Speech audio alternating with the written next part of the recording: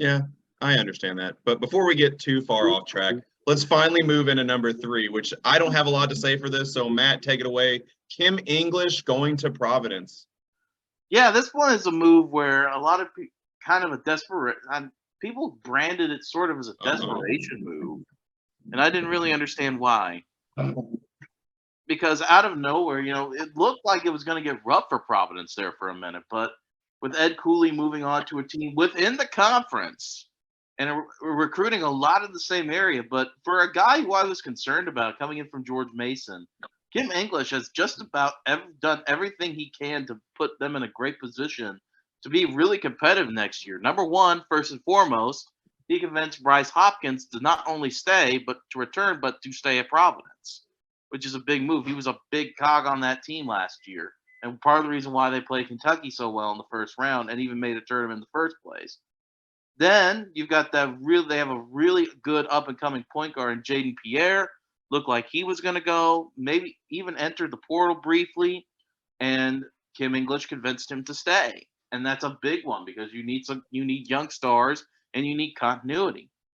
He got their 35th ranked recruit to stay. It looked like he was definitely going to be gone. He was going to join Ed Cooley at Georgetown. He's not now, so they've got Garway Duels sticking around. That's pretty darn good too. So those are 3 big impact moves he's made.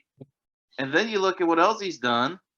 He's got 3 of his guys coming in from George Mason with him, including another good point guard who started his career at Tennessee, and 2 other guys coming in with him. That's pretty darn good for a guy who a lot of people called a desperation hire.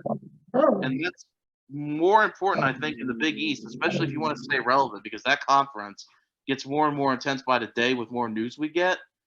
I think he's done everything possible right, and George Mason played a really explosive offensive scheme. So they've got Allen transferring in. They've got a lot of good guys who are coming off they've got a decently deep team now. And I mean, I think that's all you can do. I mean, it's impressive to see what he's done. So I'm very excited to see what he does there. And he's also got McKinley Wright. So it's going to be interesting to see what he does because for a move a lot of people were concerned about, I think he's done everything right, bringing in 3 transfers from George Mason, which was a pretty good team in the Atlantic 10 last year.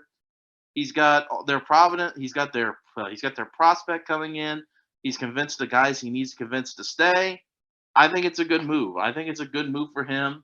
He's got a good team to start with, and they're going to demand a good team to begin. So, yeah, I'm happy with that move if I am a fan of the Providence Friars. So Matt likes that move. I think it's safe to say that our very own Emperor Bean does not like that move because I don't know if you all can. Left. Not only that. Did you hear him growling? No, I wonder that was him growling. Yeah, that was him growling. I thought I was having interference with the feed, and I was worried about losing you. No, that was Bean growling. So I don't know. Maybe he doesn't like Kim English. He has a very, very random taste of players and coaches. I feel like there should be a trend, but like there's not. He hates Stetson Bennett. He apparently hates Kim English now. Yes, I don't get what did Providence basketball do to Bean? What did Devontae Gaines do to Bean?